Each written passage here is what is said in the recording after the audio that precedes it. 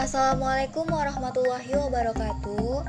Di sini kami dari kelompok 5 yang terdiri dari Atala Arsyarania, Dina Novita, dan Siti Aimatul Mahmuda akan mempresentasikan dan menjelaskan mengenai gambar diam dan bahan-bahan grafis.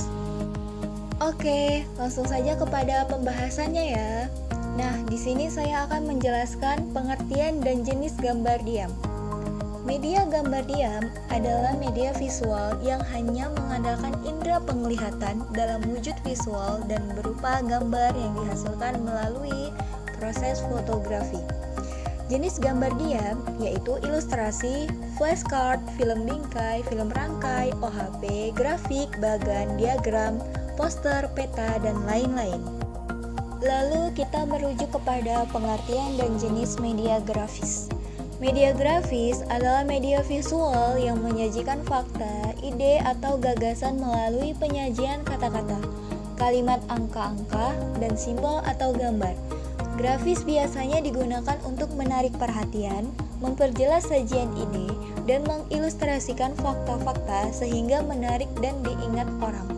Jenis media grafis yaitu grafik, diagram, bagan, sketsa, poster, komik, media foto, papan flanel, dan buletin board. Kemudian, kita masuk ke dalam pembahasan elemen-elemen dasar desain grafis yang terdiri dari pertama, garis. Garis adalah tanda yang dibuat oleh alat untuk menggambar melewati permukaan. Garis dapat juga merupakan potongan di permukaan yang keras yang biasa disebut grafis. Garis juga didefinisikan sebagai titik-titik yang bergerak.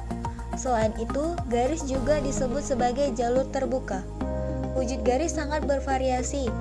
Tipe garis merujuk pada gerakan garis awal hingga akhir. Garis lurus mempunyai kesan kaku dan formal. Garis lengkung memberi kesan lembut dan luwes. Garis zigzag terkesan keras dan dinamis. Elemen grafis yang kedua adalah bidang. Segala bentuk apapun yang memiliki dimensi tinggi dan lebar disebut bidang.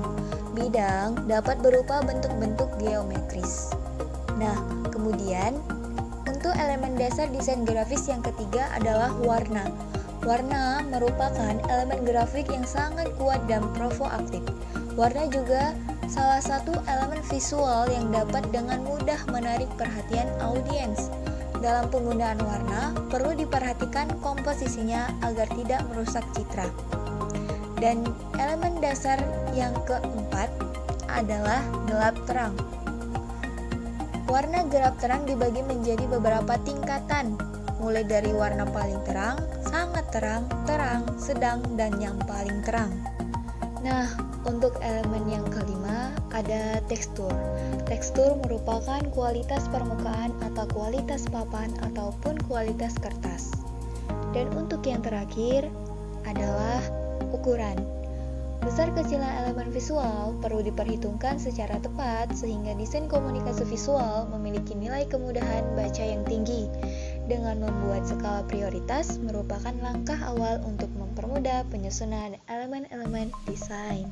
Materi berikutnya yaitu produksi gambar diam dan bahan grafis yang memiliki pengertian suatu proses yang dapat dikatakan selesai atau suatu karya seni yang sudah jadi karena sang kreator dalam mempertimbangkan komponen produksi desain sampai pada tahap yang dianggap sempurna. Setiap komponen proses desain sudah dipertimbangkan dengan cukup matang. Adapun komponen proses desain adalah sebagai berikut. Yang pertama ada ide, berfungsi sebagai awal perencanaan desain. Yang kedua ada fungsi. Dalam bagian ini perhitungan akan keunggulan dan manfaat mulai dipertimbangkan. Yang ketiga ada bentuk. Bentuk itu adalah rupa atau wujud merupakan hal yang nyata. Seorang desainer harus mengetahui bentuk apa yang akan dibuat. Yang keempat ada media. Media adalah alat atau bahan. Salah satu langkah berikutnya. Dalam langkah ini, jangan asal memilih dan memutuskan bahan dan alat, karena berakibat terjadi kekeliruan dalam hal kesempurnaan. Yang kelima, ada metode atau teknik. Pembuatan suatu karya meliputi bagaimana ide dapat bertata baik dan rapi dengan sentuhan teknik seorang desainer. Perkembangan gambar diam dan bahan grafis. di dalam perkembangan desain grafis saat ini, dengan hadirnya teknologi digital dan internet merupakan salah satu hal penting dalam memunculkan perangkat multimedia, seperti misalnya media cetak yang saat ini juga memiliki versi digital atau online. Contoh periklanan, suatu iklan tidak bisa lepas dari sebuah format yang disebut desain grafis. Desain grafis merupakan elemen utama dalam suatu periklanan. Desain grafis bisa juga disebut dengan desain komunikasi visual. Bila kita melihat iklan-iklan yang berisikan packaging atau kemasan roti, kue, permen, mie instan, atau majalah yang penuh dengan berbagai macam cetak, promosi, lalu kita melihat logo-logo suatu bank, hotel, pesawat terbang, dan sebagainya. Semuanya adalah hasil dari sebagian karya-karya desain komunikasi visual atau biasa disebut dengan desain grafis. Oke, kita sudah di akhir penghujung video kali ini. Sekian penjelasan dari kelompok kami. Terima kasih buat teman-teman semua yang